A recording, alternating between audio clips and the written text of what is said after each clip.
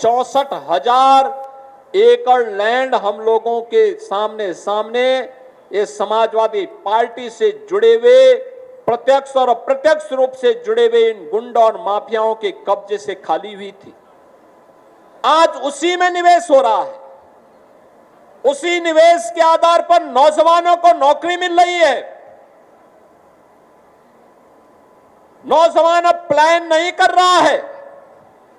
उस नौजवान को प्रदेश के अंदर ही सरकारी नौकरी हो या निजी क्षेत्र में निवेश की संभावना के माध्यम से रोजगार और नौकरी मिलने या उसके द्वारा स्वतः अपना रोजगार स्थापित करने के कार्यक्रम का ही परिणाम है कि अब बुंदेलखंड का नौजवान अब पलायन नहीं करता है।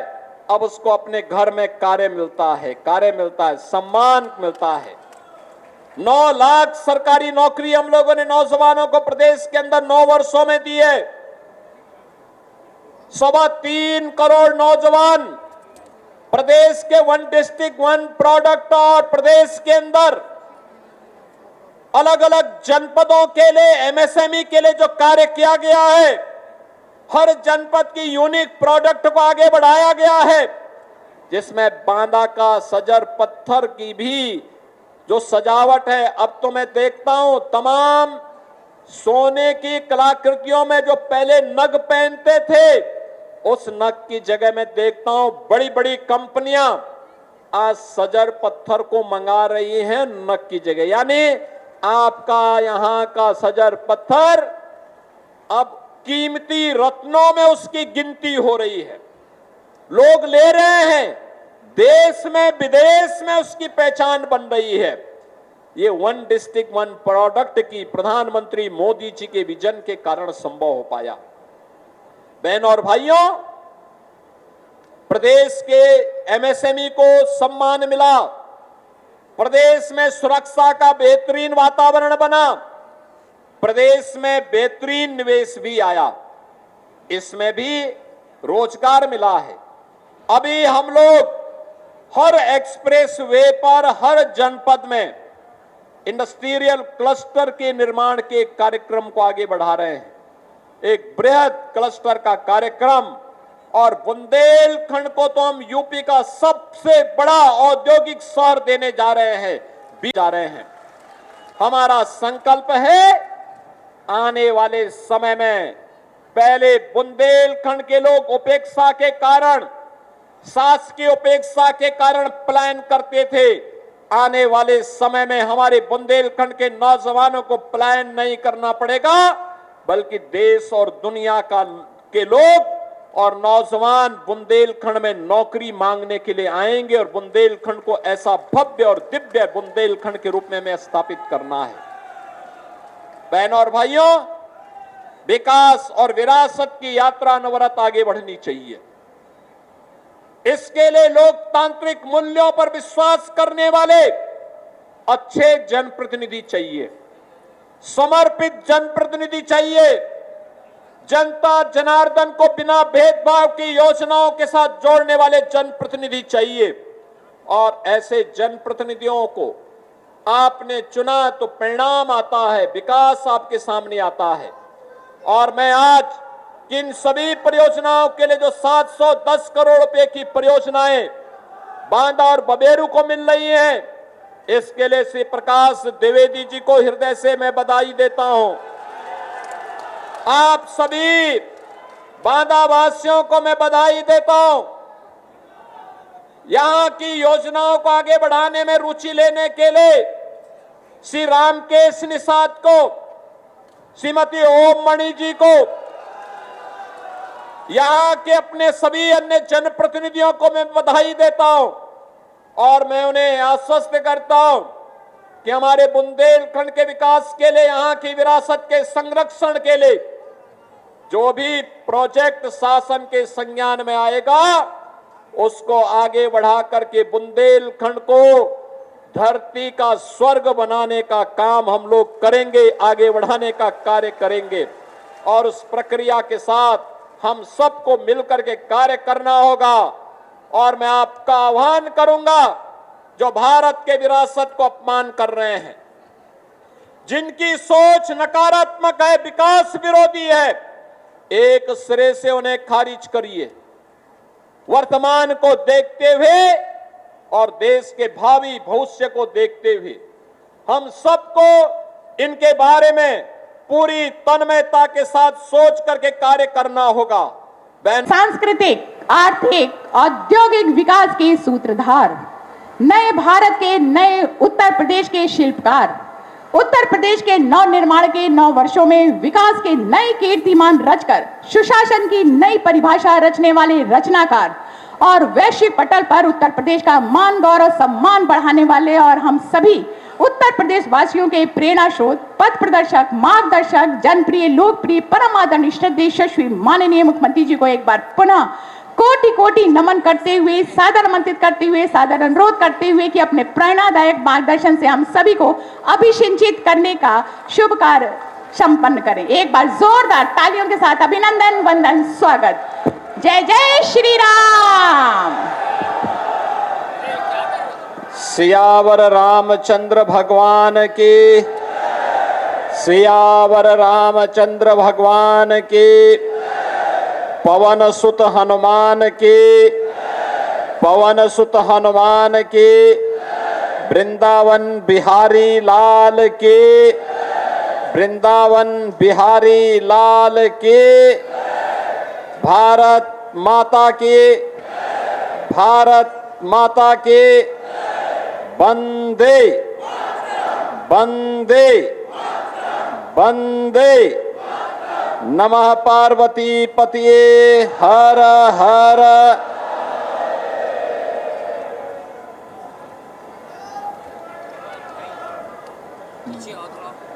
जनपद बांदा भारत की सप्त ऋषियों की महान परंपरा में एक महत्वपूर्ण कड़ी महर्षि वामदेव की इस पावन धरा को,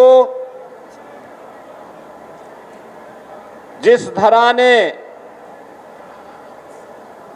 कालिंजर जैसा अजय दुर्ग देकर के नीलकंठ महादेव की कृपा प्राप्त की और केन जैसी सदा नीरा नदियों के माध्यम से जो जनपद अभिसिंचित है, ऐसी बांदा की पावन धरा को नमन करते हुए आप सभी बांदा वासियों का मैं स्वागत करता हूं, अभिनंदन करता हूं। आज के इस कार्यक्रम में मेरे साथ मंच पर उपस्थित प्रभारी मंत्री बांदा श्री दिनेश प्रताप सिंह जी, प्रदेश के जल शक्ति राज्य मंत्री श्री रामकेश निषाद जी, पीडब्ल्यूडी के राज्य मंत्री कुंवर ब्रजेश सिंह जी, लोकप्रिय विधायक बांदा श्री प्रकाश द्विवेदी जी, लोकप्रिय विधायक नरेनी श्रीमती ओम मणि वर्मा जी,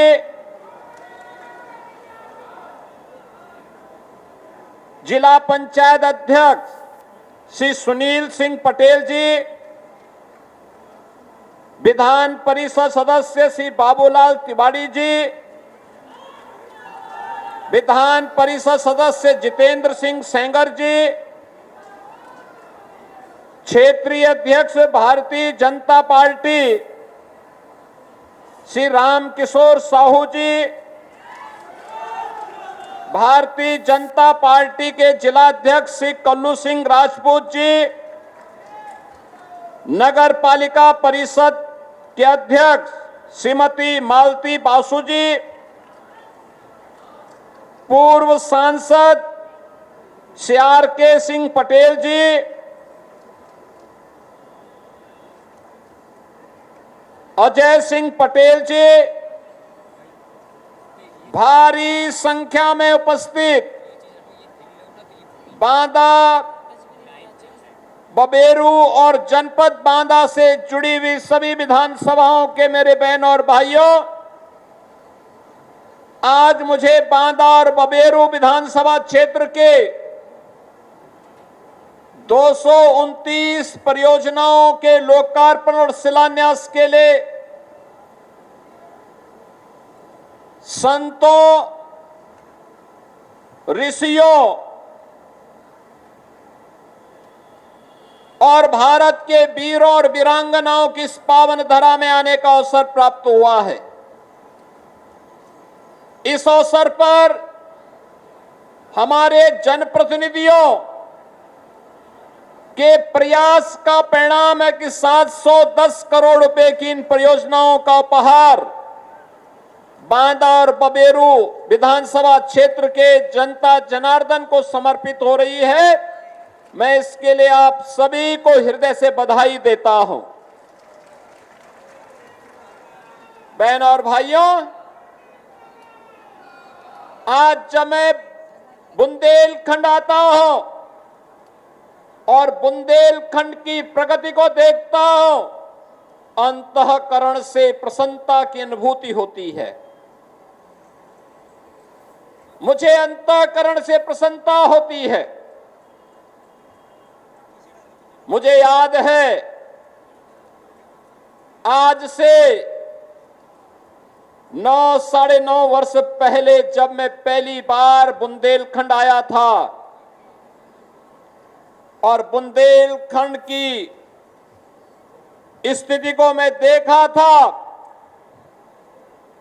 मुख्यमंत्री बनने के बाद आदरणीय प्रधानमंत्री जी ने भी मुझे कहा था कि आप जब बुंदेलखंड के दौरे पे जाएंगे तो पहला दौरा प्रयास होना चाहिए कि बुंदेलखंड का हो और बुंदेलखंड के लिए कुछ किया जाना चाहिए। बहनों और भाइयों, तब मैं सोचता था क्या होगा, क्योंकि बुंदेलखंड के पीछे यहां का पिछड़ापन यहां के पलायन का कारण बना था। यहां के नाम पर पिछड़ापन इसका पर्याय था। पलायन और प्यास बुंदेलखंड की पहचान बन गई थी। बुंदेलखंड में कई भूमाफिया, कई खनन माफिया, कई लैंड माफिया, कहीं सैंड माफिया, कहीं वन माफिया और कहीं पर डकैतों का आतंक इस कदर साया हुआ था कि किसान भी अपने खेत में जाने से डरता था। बहनों और भाइयों, ये पाठा का क्षेत्र डकैतों के फिरौती और वसूली का माध्यम बन गया था। न कनेक्टिविटी थी, न पेयजल की सुविधा थी, न सिंचाई की सुविधाएं हो पाई थी, न नौकरी थी, न रोजगार था, न सुरक्षा की कोई बेहतर व्यवस्था थी। थाने में एफआईआर भी नहीं होती थी। नौजवान प्लान कर रहा था, अन्नदाता किसान आत्महत्या कर रहा था, व्यापारी भय के साए में जी रहा था, बेटी असुरक्षित थी और वह बुंदेलखंड अपने अस्तित्व के लिए जूझ रहा था। बहनों और भाइयों, प्रधानमंत्री मोदी जी के देश के बागडोर संभालने के बाद आशा की किरण जगी और जब प्रधानमंत्री मोदी जी के आह्वान पर बुंदेलखंड वासियों ने, प्रदेश वासियों ने 2017 में उत्तर प्रदेश में डबल इंजन की सरकार बनाई, आज मुझे आकर के अच्छा लगता है। अब बुंदेलखंड बेहतरीन कनेक्टिविटी से जुड़ा हुआ है। पेयजल की सुविधा तैयार हो रही है, हर खेत को पानी की सुविधा प्रदान करने की कार्रवाई आगे बढ़ रही है। अब जब सरकारी नौकरी के विज्ञापन निकलते हैं और फिर नियुक्ति की प्रक्रिया पूरी होती है, तो नियुक्ति पत्र वितरण करते समय मैं देखता हूं कि हमारे बांदा के नौजवान भी नियुक्ति पत्र प्राप्त करते हैं।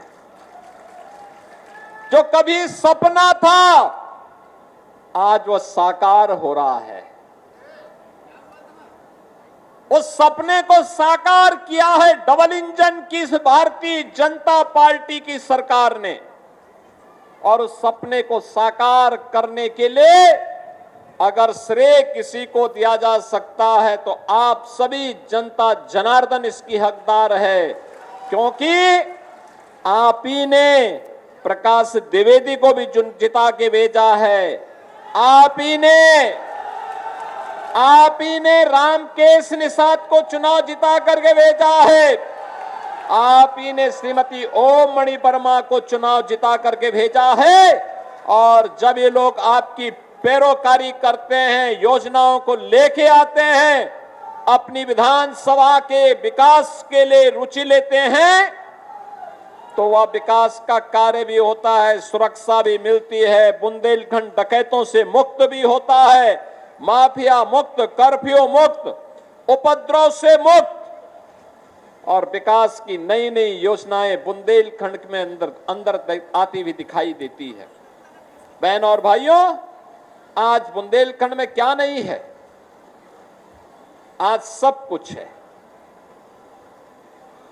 महारानी दुर्गावती के नाम पे मेडिकल कॉलेज भी काम कर रहा है, विद्यालय कार्य कर रहा है, इंजीनियरिंग कॉलेज भी कार्य कर रहा है, पॉलिटेक्निक का शिलान्यास भी हो रहा है और उद्घाटन भी हो रहा है। कनेक्टिविटी के लिए बेहतरीन सुविधा उपलब्ध करवाने के लिए तमाम परियोजनाओं का शिलान्यास और उद्घाटन का कार्य भी आज यहां पे होने जा रहा है। ये तभी संभव है जब अच्छे जनप्रतिनिधि चुने जाते हैं, अच्छे लोग चुने जाते हैं। अगर भूमाफिया और कोई डकैत चुनाव जीत करके जाएगा तो जीतने के बाद वह व्यापारी का तो अपहरण करेगा ही, सम्मानित लोगों की जमीनों पर भी कब्जा करेगा, गरीबों को भी उजाड़ेगा, और साथ साथ जो शासन की योजना गरीबों के लिए है, किसानों के लिए है, नौजवानों के लिए है, उस पर भी शासन में बैठ करके डकैती डालने का काम करेगा। और यही तो होता था 2017 के पहले। 2017 के पहले उत्तर प्रदेश में यही होता था। जिसको जिम्मेदारी दी गई थी प्रदेश के रखवाली करने की, वही तो प्रदेश को लूटते थे। गरीब को अन्न नहीं मिलता था, गरीब को उज्ज्वला योजना का कनेक्शन नहीं मिलता था, गरीब के लिए आयुष्मान भारत की 5 लाख रुपए की स्वास्थ्य बीमा की सुविधा भी नहीं थी, गरीब के लिए आवास योजना भी नहीं थी। आवास योजना के लिए समाजवादी पार्टी का होना जरूरी माना गया था।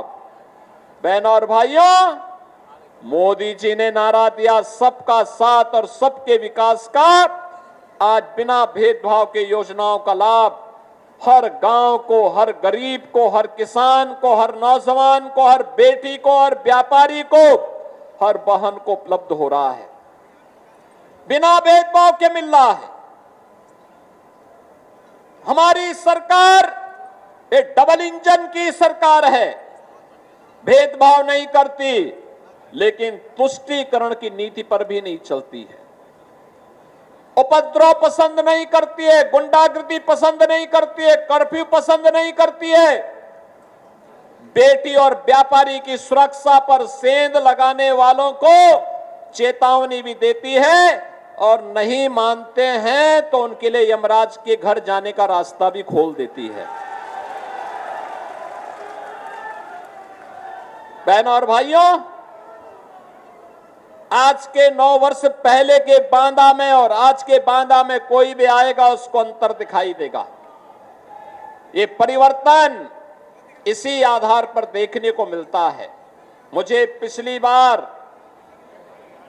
जब आने का अवसर प्राप्त हुआ था तब मैंने यहां पर कुछ प्रतिमाओं का लोकार्पण अनावरण का कार्यक्रम संपन्न किया था। आज भी मुझे वीरांगना अवंतीबाई लोधी के एक भव्य और दिव्य प्रतिमा के अनावरण के कार्यक्रम को करने का अवसर प्राप्त हुआ है। बांदा के चौराहे, बांदा की सड़कें हर एक जनप्रतिनिधि को लालायित कर सकती है। व्यवस्थित सिटी डेवलपमेंट का प्लान अगर सिटी के लोग चाहेंगे अपने जनप्रतिनिधि के साथ मिलकर के उसका मॉडल बनाया जा सकता है, और बांदा ने उस मॉडल को बनाने का प्रयास किया है। पार्क महापुरुषों के नाम पर कैसे समर्पित होते हैं, इसको तैयार करने का काम किया है। अपने वीरों और वीरांगनाओं को कैसे सम्मान दिया जाना चाहिए, ये बांदा कर रहा है। और कालिंजर का अजय दुर्ग तो हम सबको सदैव विजय पथ पर बढ़ने की प्रेरणा देता है। वान विराजमान नीलकंठ महादेव सदैव हम सबको आशीर्वाद प्रदान करते हैं। और इसीलिए तो मैं आज आप सबके बीच आया हूं आपसे कहने के लिए, बहनों और भाइयों, आज अगर भारत की इस विरासत को संरक्षित करने का कार्य हो पा रहा है तो इसलिए क्योंकि डबल इंजन की भारतीय जनता पार्टी की सरकार है। मैं कल रात्रि को चित्रकूट में था, मैं कल दोपहर के बाद चित्रकूट में आ गया था।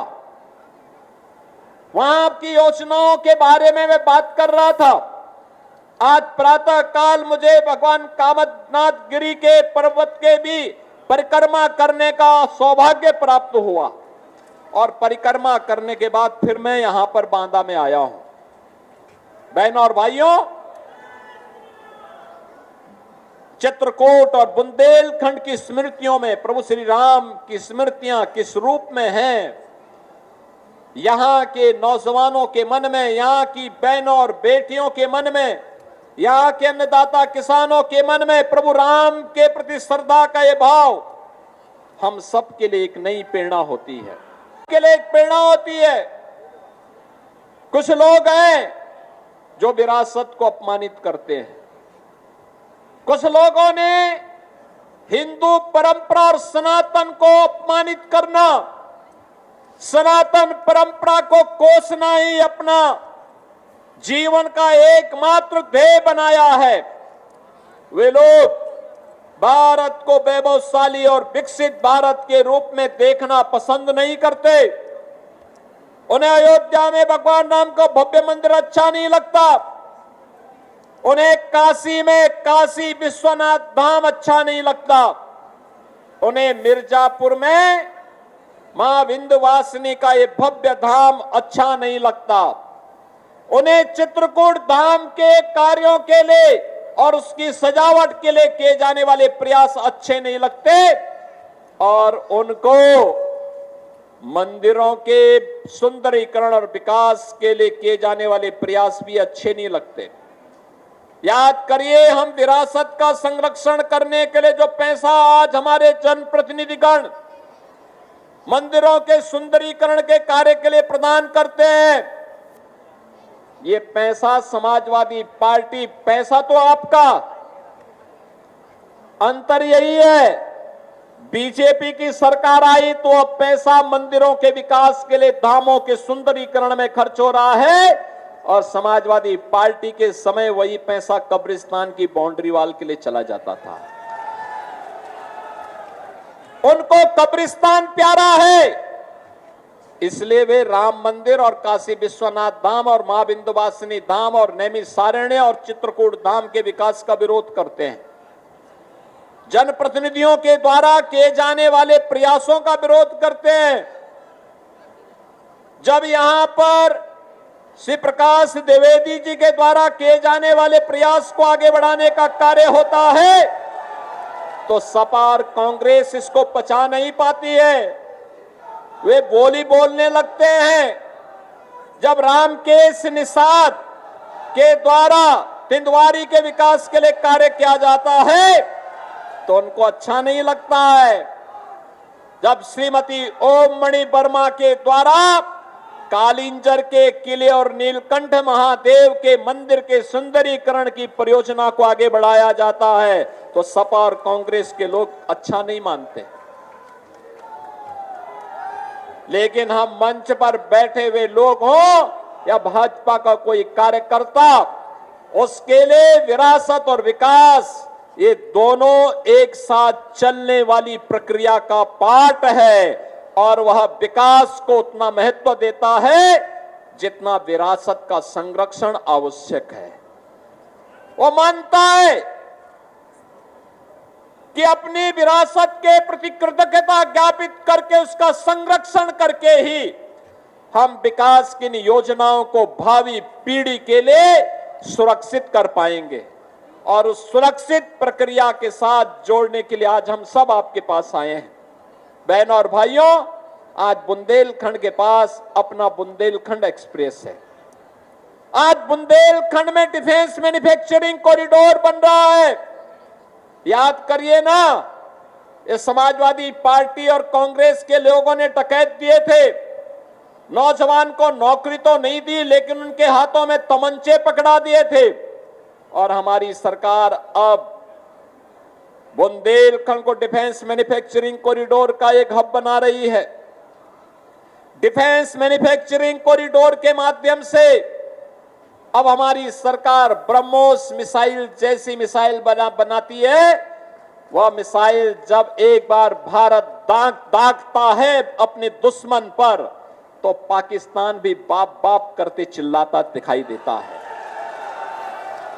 ये भारत का शौर्य है, भारत का पराक्रम है, भारत के बहादुर जवानों के लिए भारत की विजय का संघनाद है और उसका केंद्र बिंदु आज हमारा बुंदेलखंड बन रहा है। बहनों और भाइयों, विकास की प्रक्रिया निरंतर आगे बढ़नी चाहिए, इसमें निरंतरता होनी चाहिए। और निरंतरता इसीलिए होनी चाहिए क्योंकि ये निरंतरता अगर न हो तो फिर आने वाली पीढ़ियां कोसेंगी। याद करना, आपके सामने उदाहरण है बांदा में विकास, क्योंकि विधायक रुचि लेते हैं, लेकिन बबेरू उदास है क्योंकि वहां पर समाजवादी पार्टी के विधायक को कोई रुचि विकास में नहीं है। उनका विकास तो जमीनों पर कब्जा करना है, गरीबों को प्रताड़ित करना है, गरीबों के हक पे डकैती डालना है, यही उनका विकास है। बहनों और भाइयों, इस प्रकार की उदंडता और इस प्रकार के गरीबों के हकों पर पड़ने वाली डकैती को हर हाल में रोकना पड़ेगा। ये लोग, आप सोचो, समाजवादी पार्टी के समय में या कांग्रेस के समय में क्यों नहीं वीरांगना अवंतीबाई लोधी की प्रतिमा स्थापित हो पाई? क्यों नहीं महाराणा प्रताप की मूर्ति स्थापित हो पाई? क्यों नहीं इन तीर्थों का पुनरुद्धार हो पाया? क्यों नहीं मंदिरों के सुंदरीकरण का कार्य हो पाया? क्यों नहीं बुंदेलखंड की कनेक्टिविटी के ये बेहतरीन कार्य संपन्न हो पाए? क्योंकि उनकी रुचि नहीं थी। मुझे याद है जब मैं 2017 में मुख्यमंत्री बना था और मैं तब उत्तर प्रदेश के बारे में पहले से ही जानकारी रखता था, कहा कि क्या स्थितियां हैं। और मैंने मुख्यमंत्री बनने के बाद दो बातें कही थी। मैंने कहा था इलीगल स्लॉटरिंग पूरी तरह बंद होगी, और तब फिर मैंने कहा था कि गरीबों की जमीनों पर, सार्वजनिक जमीनों पर, व्यापारियों की संपत्तियों पर अगर किसी माफिया ने कब्जा किया है, अगले 24 घंटे के अंदर खाली कर दें, और नहीं खाली करेंगे तो हमें खाली करवाना आता है। बहनों और भाइयों, आपने देखा होगा 64,000 एकड़ लैंड हम लोगों के सामने ये समाजवादी पार्टी से जुड़े हुए प्रत्यक्ष और अप्रत्यक्ष रूप से जुड़े हुए इन गुंडों और माफियाओं के कब्जे से खाली हुई थी। आज उसी में निवेश हो रहा है। उसी निवेश के आधार पर नौजवानों को नौकरी मिल रही है। नौजवान अब प्लान नहीं कर रहा है। उस नौजवान को प्रदेश के अंदर ही सरकारी नौकरी हो या निजी क्षेत्र में निवेश की संभावना के माध्यम से रोजगार और नौकरी मिलने या उसके द्वारा स्वतः अपना रोजगार स्थापित करने के कार्यक्रम का ही परिणाम है कि अब बुंदेलखंड का नौजवान अब पलायन नहीं करता है। अब उसको अपने घर में कार्य मिलता है, सम्मान मिलता है। 9 लाख सरकारी नौकरी हम लोगों ने नौजवानों को प्रदेश के अंदर 9 वर्षों में दी है। 3.25 करोड़ नौजवान प्रदेश के 1 डिस्ट्रिक्ट 1 प्रोडक्ट और प्रदेश के अंदर अलग अलग जनपदों के लिए एमएसएमई के लिए जो कार्य किया गया है, हर जनपद की यूनिक प्रोडक्ट को आगे बढ़ाया गया है, जिसमें बांदा का सजर पत्थर की भी जो सजावट है, अब तो मैं देखता हूं तमाम सोने की कलाकृतियों में जो पहले नग पहनते थे, उस नग की जगह मैं देखता हूं बड़ी बड़ी कंपनियां आज सजर पत्थर को मंगा रही हैं नग की जगह। यानी आपका यहां का सजर पत्थर अब कीमती रत्नों में उसकी गिनती हो रही है। लोग ले रहे हैं, देश में विदेश में उसकी पहचान बन रही है। ये 1 डिस्ट्रिक्ट 1 प्रोडक्ट की प्रधानमंत्री मोदी जी के विजन के कारण संभव हो पाया। बहनों और भाइयों, प्रदेश के एमएसएमई को सम्मान मिला, प्रदेश में सुरक्षा का बेहतरीन वातावरण बना, प्रदेश में बेहतरीन निवेश भी आया, इसमें भी रोजगार मिला है। अभी हम लोग हर एक्सप्रेस वे पर हर जनपद में इंडस्ट्रियल क्लस्टर के निर्माण के कार्यक्रम को आगे बढ़ा रहे हैं। एक बृहद क्लस्टर का कार्यक्रम, और बुंदेलखंड को तो हम यूपी का सबसे बड़ा औद्योगिक शहर देने जा रहे हैं। हमारा संकल्प है आने वाले समय में, पहले बुंदेलखंड के लोग उपेक्षा के कारण, शासकीय उपेक्षा के कारण पलायन करते थे। आने वाले समय में हमारे बुंदेलखंड के नौजवानों को पलायन नहीं करना पड़ेगा, बल्कि देश और दुनिया के लोग और नौजवान बुंदेलखंड में नौकरी मांगने के लिए आएंगे, और बुंदेलखंड को ऐसा भव्य और दिव्य बुंदेलखंड के रूप में स्थापित करना है। बहनों और भाइयों, विकास और विरासत की यात्रा अनवरत आगे बढ़नी चाहिए। इसके लिए लोकतांत्रिक मूल्यों पर विश्वास करने वाले अच्छे जनप्रतिनिधि चाहिए, समर्पित जनप्रतिनिधि चाहिए, जनता जनार्दन को बिना भेदभाव की योजनाओं के साथ जोड़ने वाले जनप्रतिनिधि चाहिए। और ऐसे जनप्रतिनिधियों को आपने चुना तो परिणाम आता है, विकास आपके सामने आता है। और मैं आज किन सभी परियोजनाओं के लिए जो 710 करोड़ रुपए की परियोजनाएं बांदा और बबेरू को मिल रही हैं, इसके लिए श्री प्रकाश द्विवेदी जी को हृदय से मैं बधाई देता हूं। आप सभी बांदा वासियों को मैं बधाई देता हूं।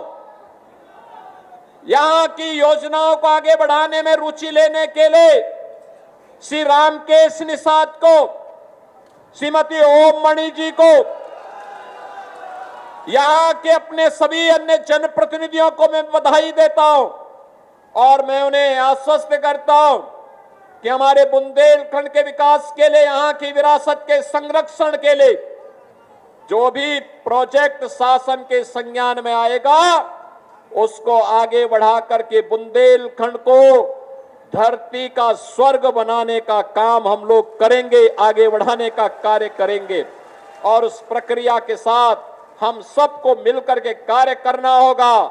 और मैं आपका आह्वान करूंगा, जो भारत के विरासत को अपमान कर रहे हैं, जिनकी सोच नकारात्मक है, विकास विरोधी है, एक सिरे से उन्हें खारिज करिए।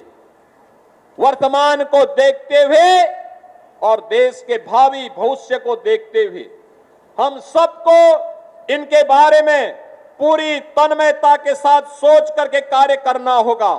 बहनों और भाइयों, आज झांसी मानिकपुर रेल सेक्शन में 4 लेन के ओवरब्रिज का भी लोकार्पण हो रहा है।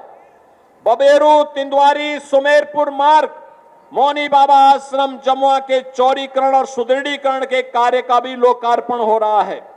राजकीय पॉलिटेक्निक बांदा बबेरू बांदा का लोकार्पण, भूरागढ़ किले का पर्यटन विकास का लोकार्पण, श्री डाबर देवता मंदिर के पर्यटन विकास का लोकार्पण और अंदुआ स्थित आरोड़ी दाई मंदिर का पर्यटन विकास के लोकार्पण के कार्यक्रम के साथ ही नवाब टेक में म्यूजिकल फाउंटेन, बोटिंग फैसिलिटी के कार्य एवं इको टूरिज्म के विकास कार्यों का लोकार्पण, राजकीय ITI बांदा में उन्नयन कार्य का लोकार्पण, राजकीय हाई स्कूल इंगवा के निर्माण कार्य, राजकीय हाई स्कूल मऊ का लोकार्पण, कोटरा तिराहे में बनवारा ब्रह्मा डेरा मार्ग का चौड़ीकरण सुदृढ़ीकरण कार्य, बांदा बबेरू कमासीन राजापुर मार्ग का लोकार्पण का कार्यक्रम हो रहा है। बहनों और भाइयों, इसके साथ ही बांदा बबेरू कमासीन राजापुर 4 लेन मार्ग के चौड़ीकरण सुदृढ़ीकरण के कार्य का शिलान्यास, मुख्यमंत्री शहरी विस्तारीकरण योजना बांदा का शिलान्यास, राजकीय पॉलिटेक्निक बांदा के जीर्णोद्धार कार्य का शिलान्यास, बांदा बरखरी संपर्क मार्ग के चौड़ीकरण सुदृढ़ीकरण कार्य का शिलान्यास, ग्राम पंचायत बरखरी में कबीर आश्रम में पर्यटन विकास के कार्य का शिलान्यास, बांदा बैराज स्टेट हाईवे पर चौड़ीकरण सुदृढ़ीकरण कार्य का शिलान्यास, पलारी से मलादू संपर्क मार्ग के विशेष भाग के निर्माण का शिलान्यास। ये सभी कार्यक्रम आज यहां पर संपन्न हो रहे हैं। मैं आज के इस अवसर पर इन सभी योजनाओं के लिए आप सभी को बधाई देता हूं, अपनी शुभकामनाएं देता हूं और ईश्वर से प्रार्थना करता हूं कि बुंदेलखंड और बांदा के विकास के लिए वे इसी प्रकार से अपना आशीर्वाद बनाते रहें। आप सभी के प्रति मेरी मंगल में शुभकामनाएं हैं। धन्यवाद। जय हिंद, जय श्री राम। बहुत बहुत धन्यवाद। एक बार जोरदार तालियों के साथ अभिनंदन वंदन स्वागत परम आदरणीय श्री माननीय मुख्यमंत्री जी का, और अपने बहुमूल्य पलों में से कुछ लम्हे निकालकर और हमारे जनपद बांदा को 710 करोड़ रुपए से अधिक की 229 परियोजनाओं की ये सौगात उपहार भेंट की। हृदय तल से जनपद निवासी आपका आभार प्रकट करते हैं और यही विश्वास करते हैं कि भविष्य में भी आपका ये प्यार भरा साथ हमारे